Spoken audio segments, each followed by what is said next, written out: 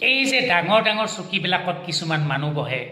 আমলা বিষয়া বা অন্যান্য আপোনালোকে যিবিলাক মানুহক ডাঙৰ ডাঙৰ মানুহ বুলি ভাবে সেই মানুহবোৰৰ মাজত ভয়াতুৰ মানুহ থাকে বুলি আপোনালোকে ভাবেনে আজিৰ ভিডিঅ'টো সেই ভয়াতুৰ মানুহক লৈ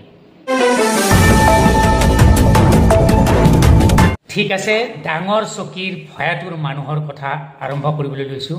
আপোনালোকে নিশ্চয় এই কথা বুজি পায় যে কিছুমান মানুহ সৰু মানুহ আছিল কিন্তু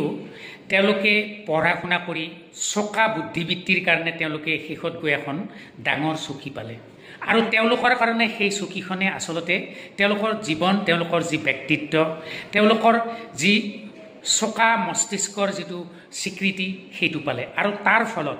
সেই সৰু মানুহে নিজৰ গুণত এখন ভাল সমাজ পালে ভাল সন্মান পালে তেনেকুৱা ধৰণে বহুত সৰু সৰু মানুহ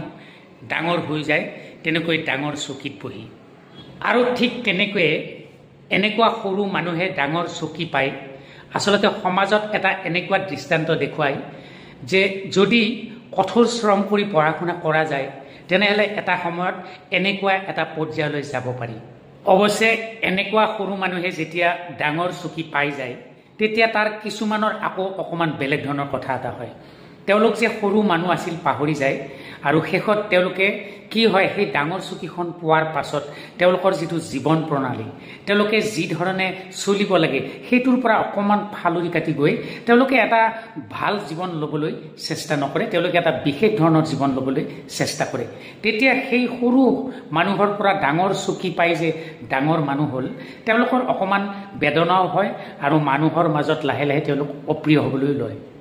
আজি আপোনালোকক যে ক'বলৈ লৈছো যে ডাঙৰ চকীৰ ভয়াতুৰ মানুহৰ কথা সেইখিনি মানুহৰ কথাটো এনেকুৱা যে তেওঁলোক আসলতে সৰু মানুহ আছিল ঠিকেই কিন্তু তেওঁলোকৰ যোগ্যতা নাছিল আপোনালোকে ভালকৈ লক্ষ্য কৰিব বা মোৰ কথাষাৰ শুনিব যে কিছুমান মানুহ আমাৰ সমাজত থাকে তেওঁলোকে এটা সময়ত সৰু মানুহৰ পৰ্যায়ত থাকে কিন্তু তেওঁলোকে এখন ডাঙৰ চকী পোৱাৰ যোগ্যতা নাছিল কোনো প্ৰকাৰে যোগ্যতা নাছিল কিন্তু তেওঁলোকে কিছুমান কৌশল ব্যৱহাৰ কৰিলে তেওঁলোকে মানুহক প্ৰতাৰণা কৰিলে কিছুমান কথা লুকুৱাই ৰাখিলে লুকুৱাই ৰাখি শেষত তেওঁলোকে কি কৰিলে সেই ডাঙৰ চকীখনলৈ গুচি গ'ল কিন্তু ডাঙৰ চকীখনলৈ গুচি গ'লেইতো তেওঁলোক ডাঙৰ মানুহ হ'ব নোৱাৰে কাৰণ তেওঁলোকে সেই ডাঙৰ চকীখনৰ যি ধৰণৰ কাম কাজ মানে জ্ঞান গৰিমাৰে সেই কামখিনি তেওঁলোকে কৰিব নোৱাৰে তেওঁলোকৰ কৰবাত দুৰ্বলতা থাকি যায় ফলত লাহে লাহে তেওঁলোকৰ মনত এটা ভয় আৰম্ভ হয় আৰু এদিন এই ভয় এনেকুৱা পৰ্যায় পায়গৈ যে তেওঁ আসলতে মানুহক সন্দেহ কৰিবলৈ লয় আৰু নিজক বচাবৰ কাৰণে বিভিন্ন ক্ষেত্ৰত উচ্চ বাক্যৰে কিছুমান কথা ক'বলৈ লয় আৰু তেওঁ ভাবে যে মই মোৰ যি দুৰ্বলতা সেইটো যদি সমাজত জানিবলৈ দিওঁ তেতিয়াহ'লে মোৰ অসুবিধা হ'ব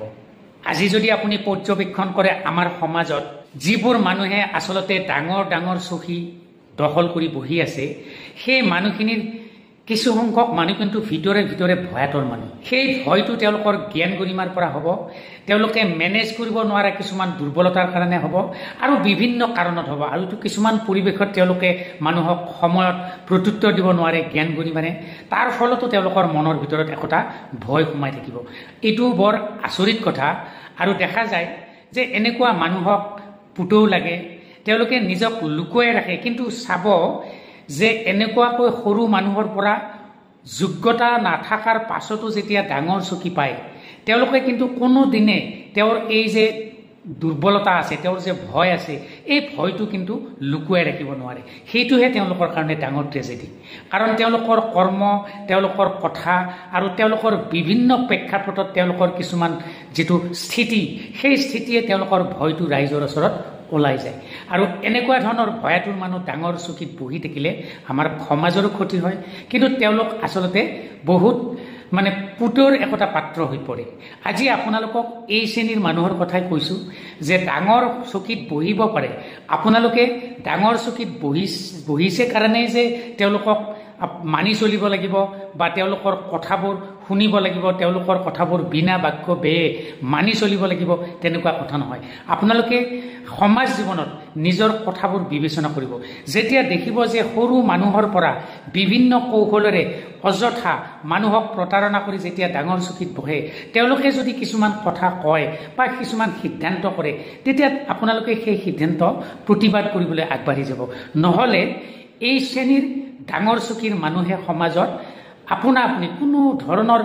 মানে বিশেষ এটা পৰিৱেশ নোহোৱাকৈ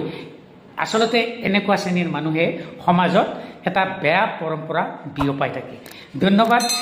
ডাঙৰ চকীৰ এই ভয়াতৰ মানুহখিনিক আপোনালোকে চিনাক্ত কৰিব পাৰিব মই আজি ভিডিঅ'টোত যি ধৰণে আপোনালোকক বিশ্লেষণ কৰি দিছো সেইখিনি কথা বুজি ল'বলৈ চেষ্টা কৰিব ইমানতে সামৰিছো